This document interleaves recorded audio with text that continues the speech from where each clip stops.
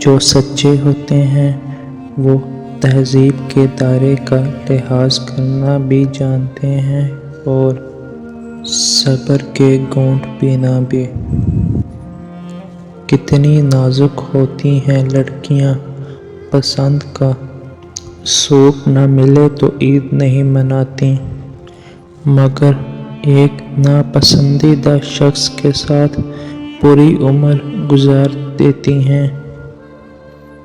Hero بھی heroine تک پہنچنا چاہتا ہے اور ویلن بھی، صرف راستے کے انتخاب سے ایک ہیرو ٹھہرتا ہے اور دوسرا ویلن۔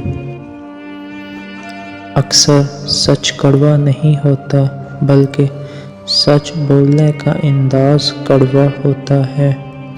ہم سچ بولنے کے ساتھ ساتھ دراصل دوسرے کو ذلیل بھی کر رہے ہوتے ہیں اور رکھتے ہیں کہ ہمارے ذلیل کرنے کی حرکت کو صرف سچ سمجھا جائے۔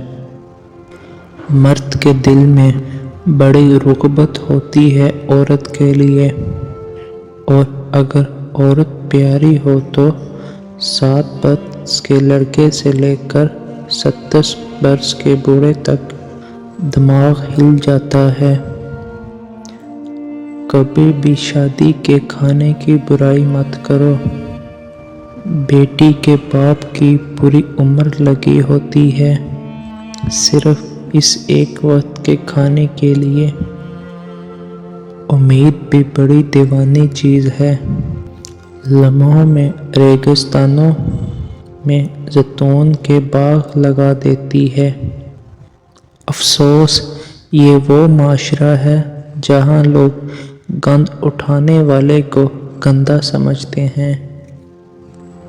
مرد کی خوبصورتی اس کی شکل میں نہیں بلکہ اس کے الفاظ میں ہوتی ہے۔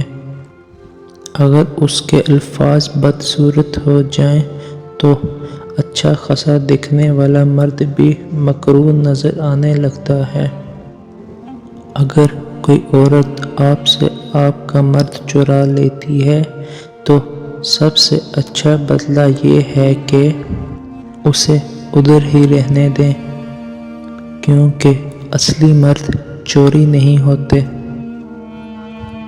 فاصلے کبھی رشتے الگ نہیں کر سکتے اور نزدیکیاں کبھی رشتے نہیں بنا سکتی۔ حسد کا جذبہ احساس کمتری سے پیدا ہوتا ہے۔ جو شخص اپنے آپ کو گھٹیا سمجھتا ہے وہ دوسروں سے جلتا ہے۔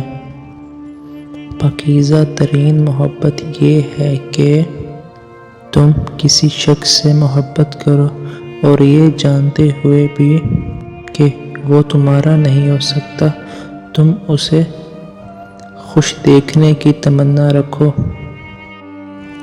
محبوب بلا وجہ ناراض ہونے لگے تو سمجھ جائیں وہ اداس ہے، اسے آپ کی محبت کی ضرورت ہے۔ لڑنے کی بجائے اسے خوب سارا پیار دینا ایک سمجھدار خاتون کی نشانی ہے۔